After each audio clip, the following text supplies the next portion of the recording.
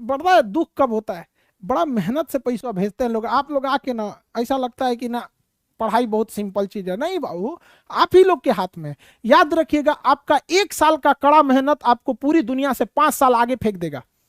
आप जब साइकिल चलाते हैं ना, 10-15 पौड़ी मार दीजिए जोर जोर से, देखिए बाकियों की तुलना में आगे फेंक देगा आपको। 1 साल अपने आप को तपा दीजिए, आपको पूरी दुनिया से 5 साल आगे फेंक देगा आप लोग को यहाँ पर। लेकिन नहीं, यहाँ सबको स्वर्ग चाहिए, स्वर्ग के लिए मरना पड़ता है। वैसे ही सोने को ना चमकने के लिए तपना पड़ता है। तपबे नहीं कीजिएगा, खाली यही पढ़ने से हो जाएगा अखिल भारतीय सेवा? नहीं होगा बाबू, आपको मेहनत करना पड़ेगा बाबू, इसके लिए मेहनत कीजिए। ठीक है, चलिए अब ध्यान से देखते हैं हम लोग, आगे बढ़े। चलिए आगे बढ़ जाते हैं हम लोग। तो अखिल भारतीय सेवा का सृजन हो गया, राज्य सरकार समझ में आ गया कि नहीं आ गया? केंद्रीय सेवा देखते हैं हम लोग, क्या होता है केंद्रीय सेवा, ध्यान दीजिए। अब हम लोग देखते हैं केंद्रीय सेवा। केंद्रीय सेवा में केंद्र सरकार नियुक्त करती है और केंद्र सरकार अपने पास रख लेती है।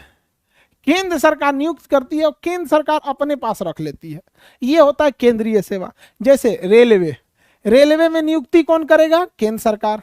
ट्रेनिंग कौन देगा? केंद्र सरकार। भेज कहाँ देगा? रेलवे डिपार्टमेंट में। रेलवे डिपार्टमेंट किसका? केंद्र सरकार का। सैलरी कौन देगा? केंद्र सरकार। एसएससी देखिए, एसएससी अभी तो एसएससी में बड़ी बवाल चल रहा है, पता नहीं का खरमंडल मचा हुआ है। यूपीएससी के मामले में ये है कि देखिए इसमें ये नहीं है कि एक फलाना ऐसे किया वैसे किया, लेकिन अभी पता नहीं क्या यूपीएससी को लेकर हम तो दिल्ली में देख रहे हैं, हमको भाई हम कह रहे भाई साहब क्या हो रहा है ये, हाँ पता नहीं क्या क्या हो रहा है यहाँ पे। तो दिल्ली देखिए, एसएससी जो है, एसएससी क्या है? वो केंद्रीय सेवा है। एसएससी क्या है? केंद्रीय सेवा है। आप नौकरी कीजिएगा, आपका सिलेक्शन इनकम टैक्स में होगा, केंद्र सरकार की ड्यूटी कीजिएगा। पोस्ट ऑफिस में होगा, केंद्र सरकार की ड्यूटी कीजिएगा। कोई भी जॉब में होगा, आप केंद्र सरकार की ड्यूटी कीजिएगा। समझ में आ गया? एक बात बताओ, हम आपसे पूछते हैं, अगर आपको राजदूत बना के अमेरिका भेज दिया जाता है, अगर आपको राजदूत बना के अमेरिका भेज दिया जाता है, तो नियुक्ति कौन करेगी? केंद्र सरकार। किसके थ्रू? यूपीएससी के थ्रू नियुक्ति करेगी केंद्र सरकार, और सैलरी देगी केंद्र सरकार। आपको कभी जापान, अमेरिका, रूस भेजेगी तो केंद्रीय सरकार के निर्देश पर जाएंगे। तो भारतीय विदेश सेवा जो है ना, केंद्रीय प्रतिनियुक्ति है। भारतीय विदेश सेवा केंद्रीय जॉब है। यूपीएससी में जरूरी नहीं कि सारा का सारा जॉब यूपीएससी में अखिल भारतीय सेवा है, सब नहीं है। यूपीएससी में भी आपको एक जॉब मिलता है, इंडियन पोस्टल सर्विस।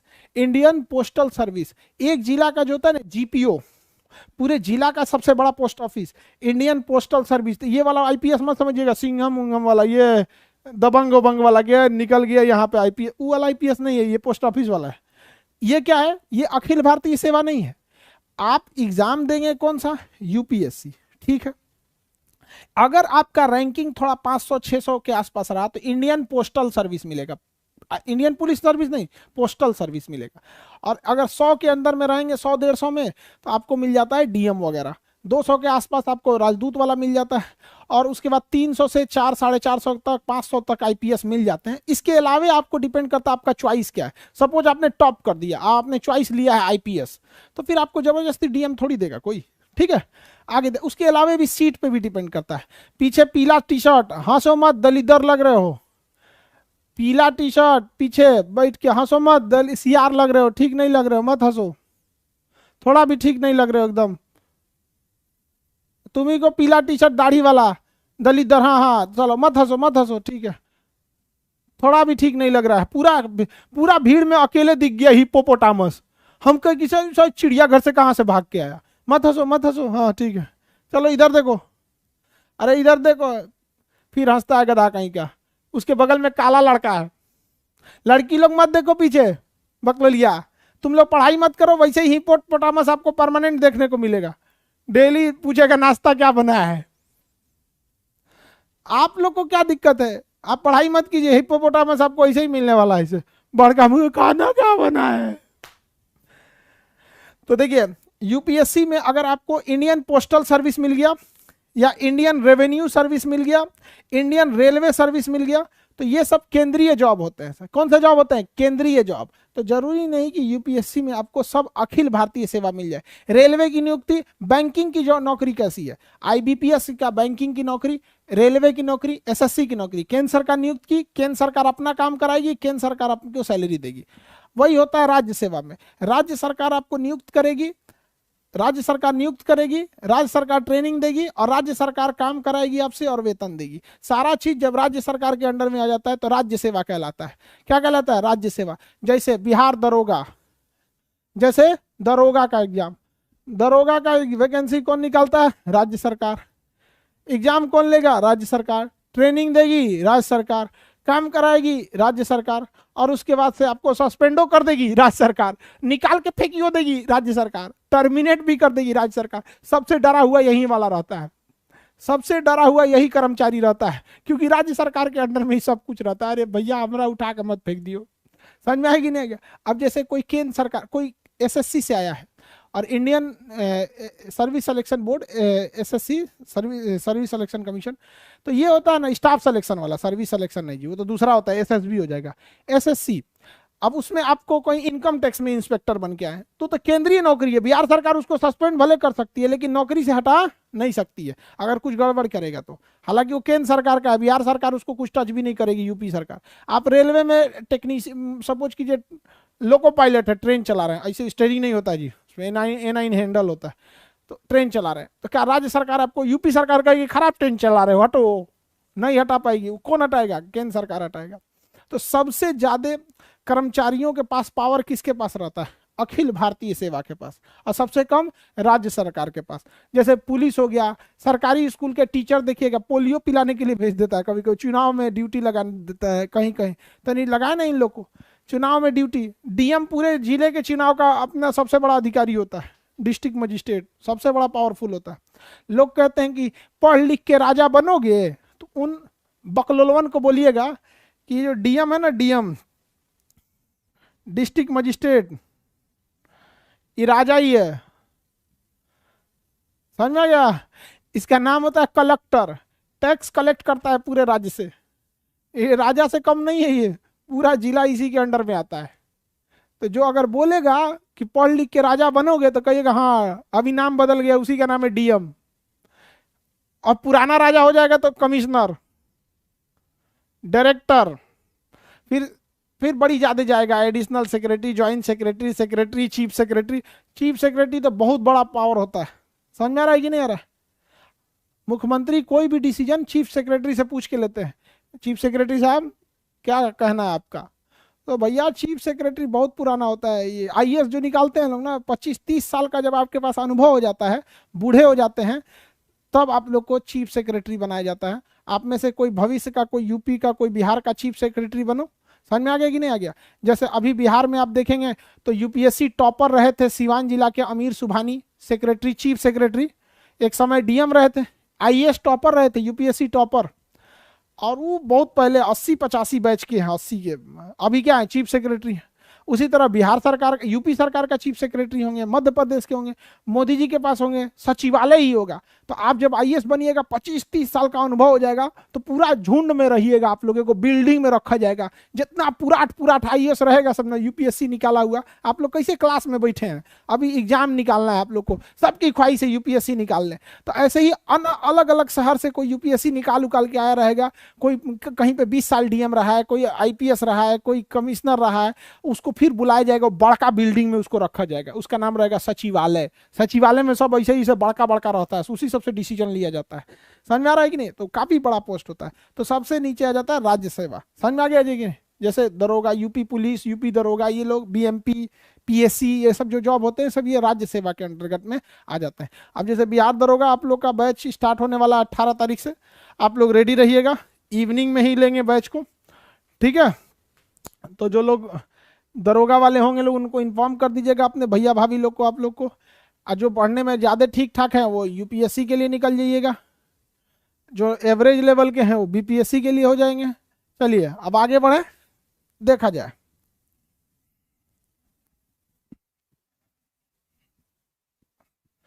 देखा जाए, आगे बढ़े। तो ये अखिल भारतीय सेवा, बताइए अखिल भारतीय सेवा की चर्चा किसमें है? 312 में। अखिल भारतीय सेवा की चर्चा किसमें है? 312 में, ठीक है? अखिल भारतीय सेवा हो गया। आगे देखते हैं। तो 311 में अखिल भारतीय यूपीएससी वालों की जॉब ऐसे नहीं छीन सकते हैं। 312 में अखिल भारतीय सेवा है, 315 अब डायरेक्ट देखिए 315 UPSC, union public service commission, UPSC. समझ में आ गया? जितने बड़े नौकरी है, जो बड़ी नौकरी है, जैसे केंद्र सरकार की केंद्रीय नौकरी, जैसे ये केंद्रीय नौकरी या अखिल भारतीय सेवा, चाहे वो अखिल भारतीय सेवा हो या केंद्रीय सेवा हो, इस पर एग्जाम कंडक्ट कराना बहुत टफ काम है। इसका पेपर लीक नहीं होना चाहिए, इसका पेपर अच्छे स्टैंडर्ड का होना चाहिए, इसका सिलेबस अच्छा खासा टफ होना चाहिए। तो ये किसको जिम्मेदारी दीजिएगा कि जो यूपीएससी का सिलेबस सेट करे, एनडीए का सेट करे, सीडीएस का। एनडीए एक केंद्रीय सेवा है, फौज में जाते हैं। सीडीएस एक केंद्रीय सेवा है, फौज में जाते हैं। ये एससीआरए अब तो खत्म कर दिया, वरना रेलवे में जाते थे उस चीजों को। आईएएस की परीक्षा एक केंद्रीय सेवा, तो कौन लेगा? यूपीएससी। कौन लेगा? यूपीएससी। यूपीएससी अब यही एग्जाम लेती है। अभी इस बार यूपीएससी की वैकेंसी कभी 700 रहती है, कभी 1000 रहती है, कभी 900 रहती है, इसी के राउंड द फिगर हर साल वैकेंसी आती रहती है यूपीएससी। अब यूपीएससी का काम है एग्जाम को फेयरली कंडक्ट कराना। इसलिए यूपीएससी के जो चीफ होते हैं, यूपीएससी के अध्यक्ष, इसकी नियुक्ति पीएम के सलाह पर कौन करते हैं? राष्ट्रपति। पीएम के सलाह पर कौन करेंगे? राष्ट्रपति करते हैं। पीएम के सलाह पर राष्ट्रपति करते हैं। ये जो यूपीएससी के जो अध्यक्ष होते हैं, ये सेना के कोई बहुत बड़े अधिकारी होते हैं, या पहले से कोई ईमानदार आईएएस अधिकारी को ही प्रमोट करके क्या बनाया जाता है? यूपीएससी का चीफ बना दिया जाता है। क्या बना दिया जाता है? यूपीएससी का चीफ, हेड बना दिया जाता है। अब वो अपने अंडर में कई अन्य यूपीएससी मेंबर को रखता है, वो उसके नीचे कुछ क्वेश्चन सेट करने वाले को रखते हैं। अब वो लोग क्वेश्चन डिजाइन करते हैं। सपोज करिए कि कोई क्वेश्चन यूपीएससी में 15 क्वेश्चन पॉलिटी का पूछना है। 15 क्वेश्चन किसका पूछना है? पॉलिटी का। तो अब ये यूपीएससी वाले क्या कहेंगे? जितने सेंट्रल यूनिवर्सिटी हैं, जैसे जेएनयू है, डीयू है, इलाहाबाद यूनिवर्सिटी है, साउथ की कुछ यूनिवर्सिटी हो गई, असम की, उड़ीसा की, बिहार की, झारखंड, राजस्थान, गुजरात, महाराष्ट्र, छत्तीसगढ़, सारे यूनिवर्सिटी को बोलेंगे लोग, ए भैया देखो प्रोफेसर कौन कौन हो, एगो क्वेश्चन सेट करके दो। अब 10 गो क्वेश्चन चाहिए, अब मंगा लेगा लोग, ये लोग 250 क्वेश्चन। 10 गो क्वेश्चन चाहिए, मंगा लेगा कितना? 250 क्वेश्चन। अब हो सकता है कि किस प्रोफेसर से मंगाया, किससे नहीं मंगाया, किसी को नहीं पता है। अब जैसे आप बड़े यूनिवर्सिटी में जाएंगे तो एक ही सब्जेक्ट के 4-5 गो प्रोफेसर रहते हैं लोग, उसमें एक हेड ऑफ डिपार्टमेंट होता है, एचओडी। अब उसके बाद ये लोग डिसाइड करेंगे इस 250 में से कै गो 10 गो को डाला जाए क्वेश्चन। तो ऐसा ये लोग खुल के पब्लिकली थोड़ी बताएंगे, लेकिन क्वेश्चन में कैसे सेट करते हैं लोग। पता चला क्वेश्चन में हिला दिया यूपीएससी का, आज लेना लीक हुआ है। यूपीएससी का क्वेश्चन नहीं लीक होता। अब क्वेश्चन सेट हो गया, अब ये सेंटर अलॉट करेंगे। यूपीएससी वाले हर जिला के डीएम को फोन करेंगे, मेरा 16 तारीख को एग्जाम है, सेंटर खाली रहना चाहिए। डीएम को कह देंगे तुम ही यूपीएससी से गया है, 16 तारीख को हमको सेंटर खाली करके दो, स्कूल इतना इतना तुम्हारे जिला में चाहिए। वो स्कूल खाली करके दे देगा। वहाँ एक दिन पहले क्वेश्चन पहुँच जाएगा, आप लोग बैठ के एग्जाम दे देंगे, कॉपी जमा हो जाएगा, अगले दिन अखबार में वेबसाइट पे आ जाएगा, आप जाके आंसर मिलाइएगा।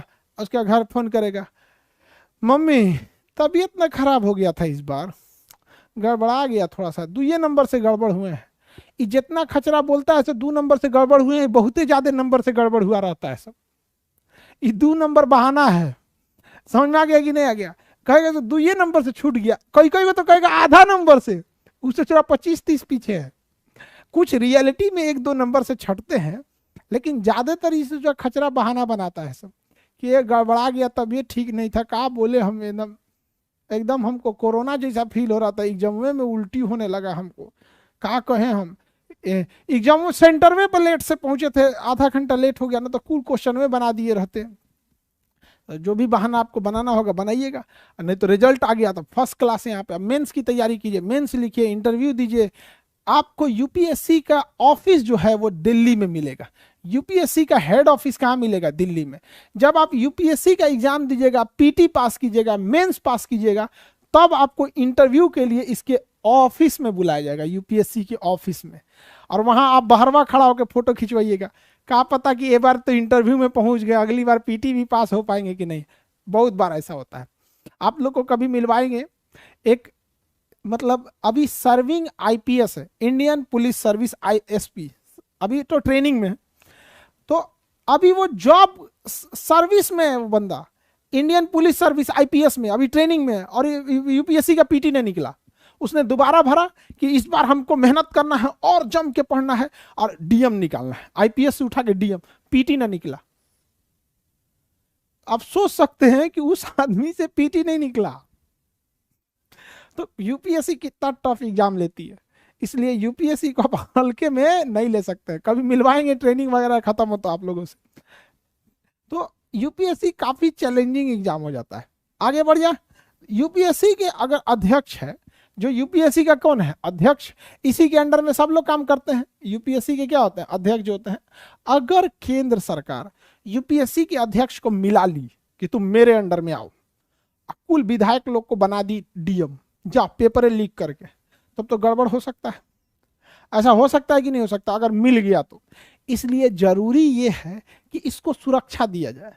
तो नियम ये है कि इसे हटाने के लिए, यूपीएससी के अध्यक्ष को हटाने के लिए, यूपीएससी के अध्यक्ष को हटाने के लिए सुप्रीम कोर्ट में जाके कहना पड़ता है और सुप्रीम कोर्ट में मुकदमा दायर करना पड़ता है सरकार को, और सुप्रीम कोर्ट के जज के आगे सरकार को यह बात साबित करनी होती है कि यह अधिकारी, यह यूपीएससी का अध्यक्ष काबिल नहीं है। तो सुप्रीम कोर्ट के अध्यक्ष, सुप्रीम कोर्ट के जज पूछेंगे तो सरकार, मंत्री जी बड़का भारी काबिल आप ही हैं क्या, बताइए तो कहाँ गड़बड़ किए हैं, कहाँ इनकी काबिलियत में शक है।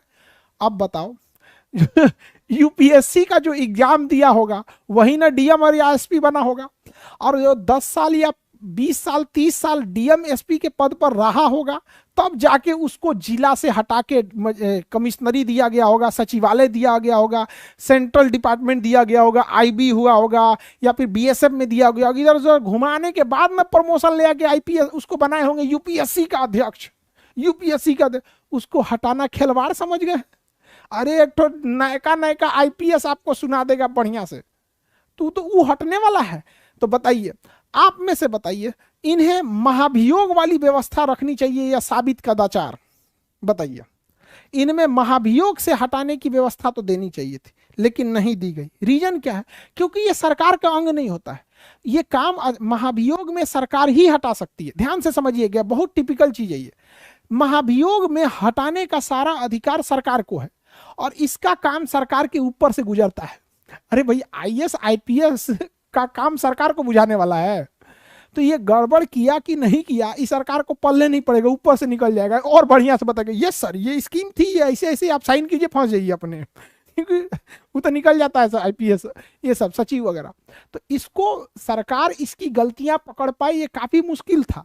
इसलिए संविधान में कहा गया कि ना भैया, इसकी गलती तो सुप्रीम कोर्ट के जज पकड़ेंगे।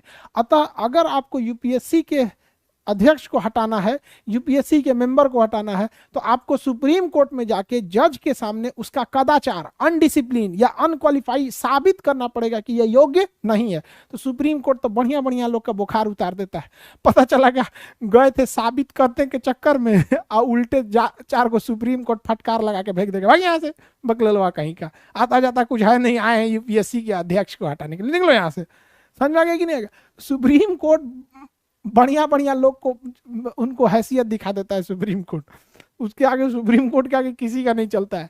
रियल पावर अगर किसी के पास है तो न्यायपालिका में, लेकिन फिर वही है कि न्यायपालिका एक कोर्ट के अंदर ही है, जो कुछ है बाहर कुछ नहीं है। इसमें एक और बात कहा गया है, जो यूपीएससी का अध्यक्ष रहा है, यूपीएससी का जो मेंबर रहा है, देखिए 10-20 मेंबर रहेंगे जैसी जरूरत है, और उसके ऊपर अध्यक्ष रहेगा।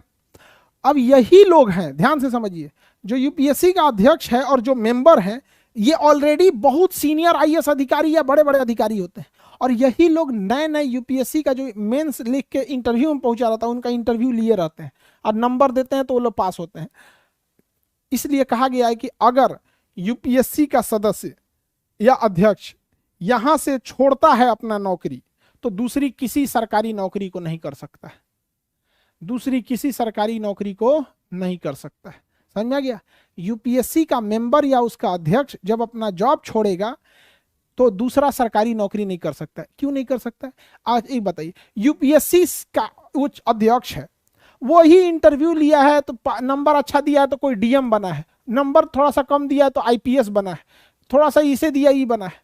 अब पता चला वो नौकरी छोड़ के कहीं एसएससी का नौकरी कर रहा है, तो कभी कोनो डीएम घूमते फिरते आएगा तो कहेगा अरे सर आप ही तो मेरा इंटरव्यू लिए थे, यहाँ क्या कर रहे हैं? खराब नहीं लगेगा जी उसको? अरे भाई उसको कितना खराब लगेगा, समझ में आया कि नहीं आ गया? तो इसलिए कहा गया है कि यूपीएससी का जो अध्यक्ष होता है और उसके मेंबर, ये रिटायरमेंट या जॉब छोड़ने के बाद दूसरा सरकारी नौकरी नहीं कर सकते। प्राइवेट जॉब तो कर ही सकते हैं। आप लोग जब इंटरव्यू दीजिएगा तो जो लोग रिटायर्ड हो चुके हैं यूपीएससी के मेंबर, हम उन्हीं लोगों से आप लोग का इंटरव्यू लेंगे। वो लोग, आप में से जितने लड़के पीटी और मेंस पास करेंगे, तो जब इंटरव्यू लिया जाएगा तो ऐसा नहीं कि अकलेल बकलेल कोनो को इंटरव्यू पैनल में बैठना होगा। वहां पे जो यूपीएससी के ऑलरेडी 200-400 बच्चों का इंटरव्यू लिए होंगे ना, किसी को अच्छा नंबर दिए होंगे तो आईएएस, डीएम, एसपी नंबर के हिसाब से वो लोग ही आपके पैनल में बैठेंगे। उस सब की व्यवस्था भी की जा रही है, इसीलिए भाग दौड़ में थोड़ा सा टाइम लग जाता है। समझ में आ रहा है कि नहीं? ये नहीं कि कोनो बकलोल को बैठा देंगे, बताओ बबुआ 2 में 4 जोड़ेंगे तो कितना होगा, ये सब वाला नहीं। समझ में आ रहा है कि नहीं आ रहा है? तो आप लोग मेहनत कीजिए, वहां तक पहुंचिए, और जब आप उनसे फेस टू फेस मिल लेंगे ना, बहुत सारी चीजें बताएंगे आपको कि आप कहाँ गलती कर रहे हैं, कहाँ नहीं कर रहे हैं। समझ में आ रहा है कि नहीं आ रहा है? पटना में क्या बोला जाएगा यहाँ पे, पटना का एजुकेशन सिस्टम को ना, मतलब क्या ही बताएं। जिस टीचर को जो चीज समझ, कोनो टीचर को अगर वायुमंडल में कमांड है ना, तो अपने विद्यार्थी को 1 महीना तक वायुमंडले पढ़ा रहा है, पूरा हवा में गिनवा दिया कितना धूल कण उड़ रहा है, के पट्टी से हवा तेज चलता है, कोने पट्टी से धीमा चलता है, जो ने एरिया में ओकरा कमांड है वही में घुसा के रख दिया है। ये नहीं देख रहा है सिलेबस का डिमांड क्या है। समझे? इतना समझ में आ गया? अब आप लोग का बिहार दरोगा का भी बैच स्टार्ट होने वाला है। अब नेक्स्ट क्लास कल करेंगे लोग, ठीक है? आगे का क्लास कल करेंगे लोग, आज के लिए इतना ही रहने देते हैं, ठीक है? बॉय लोग पीछे से निकलेंगे, गर्ल्स लोग को निकलने दीजिए।